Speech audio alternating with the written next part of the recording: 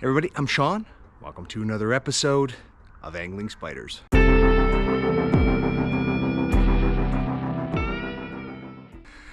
Welcome back everybody. On today's episode, I am going to show you the complete build out of my new Mako 8.5 Air inflatable fishing kayak. I'm going to go over the features. I'm going to then show you my fishing setup. I can't wait. This thing is amazing and I can't wait to get this thing on the water. So let's do a quick run through. All right, this is the Mako fully set up, and in a previous video, I'll put a link in the description down below, I actually unboxed this thing and showed what it looks like when you get it first right from the company. And I also in that video talked a little bit about some of the things that come in with it and some of the things you have to set up. This is now the fully assembled Mako Air, and let's run through some of the features. All right everyone, by way of introduction, this is the Mako 8.5 Air inflatable fishing kayak from Riot Kayaks, and it is called the 8.5 because when it is fully inflated it is 8.5 feet long.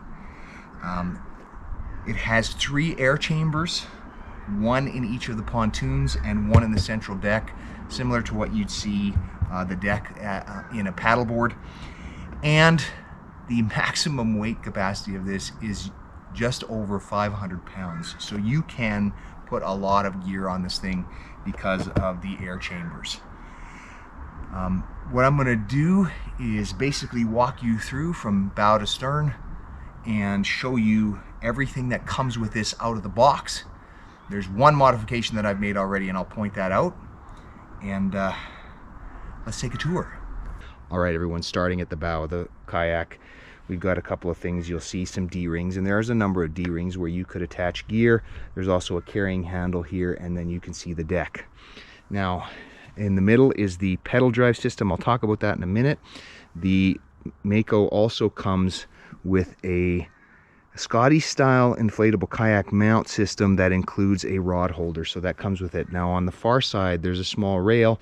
I have installed that myself, so I needed another one, and you can basically do the same thing, which is buy a inflatable kayak installation patch kit from Scotty and install your own if you need another one.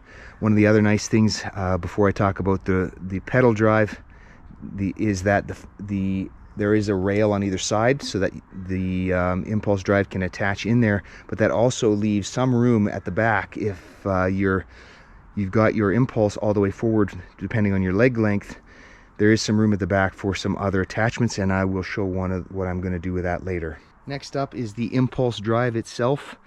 This is a propeller driven system, and it has both forward and reverse, so you've got both your forward and reverse thrust. And it does not lift, so when you get in shallow water or when you're launching, you do have to remove the impulse drive and set it on the deck, and then when you're in deeper water you can put it in. So there's no mechanism that lifts it up to get it out of the way of shallow water. You have to do that manually.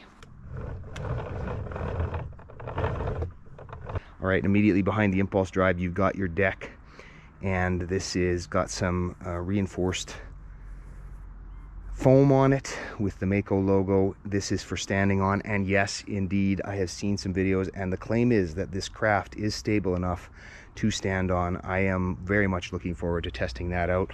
You got a couple of more carrying handles on either side, and then we go back into the seat. The seat on this kayak is fully adjustable.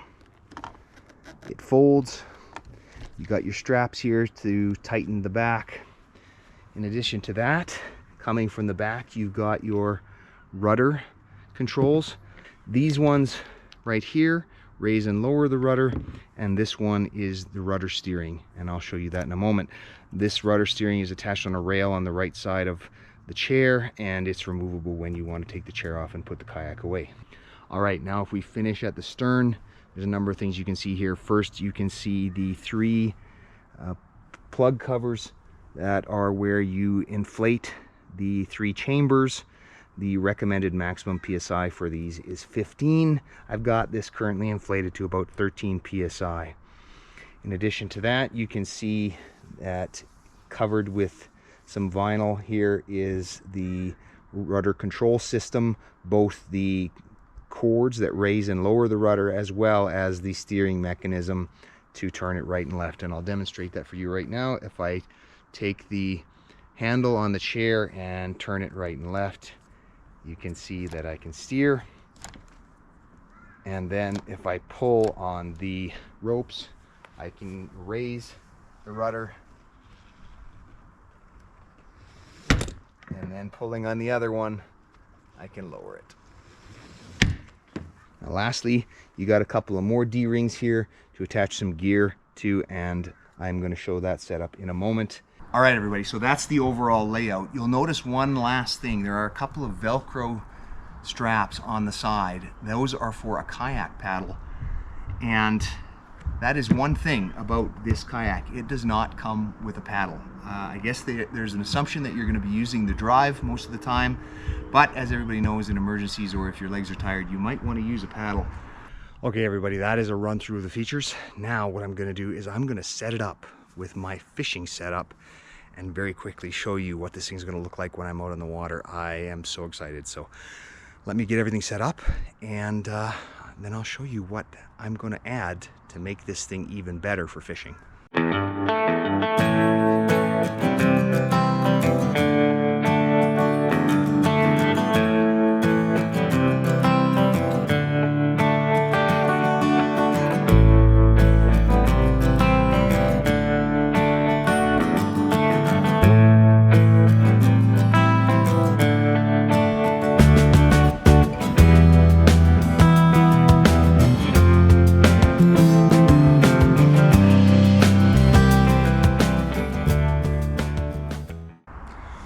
Everybody, here it is. There's a lot going on here.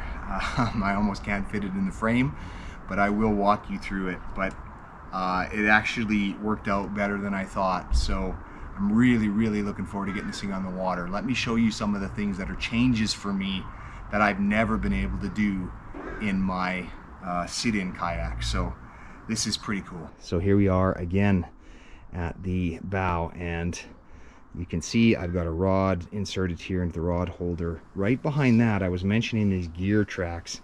I now have a secondary GoPro that is pointed directly at my seat. So if I catch a fish and I want to show it to the camera, if I want to show a different view of me fishing in the frame, I now have a rig that can be used to film me as I'm fishing, which is pretty cool. I've never had anything like that before. On the other side, I now have my Humminbird installed. You can see that I've got the transducer installed, and it's sitting at about the same depth as the propeller.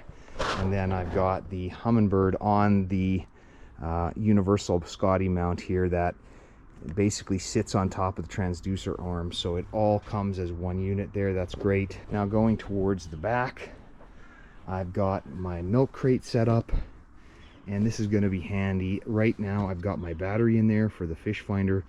I am also going to have my snackle box in here and my tackle boxes, but if I want, I can also bring the Yak Hacker along. If it's a hot day and I want something cool, I can set that on top and use this as a cooler bag with my snackle box in it. This will also be big enough to hold any additional camera gear. And then I have a new net. For the first time ever, a Tangle-free pike net. I cannot wait. I did have to fit it out with a pool noodle because it will sink if it gets dropped. So, and then on the other side, I've got another spare rod. Last thing is my paddle. And as I said, this kayak does not come with a paddle, so I've just put my Pelican paddle there and Velcroed it to the side. And it's there if I need it. If I want to give my legs a break, or I just want to paddle a little bit, and I will test that out when I get out for the first time. And there we go. That is the setup for 2025 for me doing some fishing on this thing. I cannot wait. It is a beast. All right, everybody, so there it is, my setup for 2025, and I want to just say thanks again to Riot Kayaks for sponsoring me on this adventure. I can't wait to get this thing out in the water. I am so excited to use some of these features, including the ability to stand up and cast and even just stretch my legs and my back. So you will see me out there. The next thing I'm going to be doing is getting this out for a maiden voyage. Also want to take a moment to say thanks to my channel members. If you are interested in getting a Angling Spiders customized lure, you can be a member at the Black Widow level for 6 months, and I will send you one of those custom Len Thompsons. Last but not least, thank you everybody for your continued support of the channel. It means so much to me. And hey, if you did like this video, smash that like button, hit subscribe, and until next time, good fishing.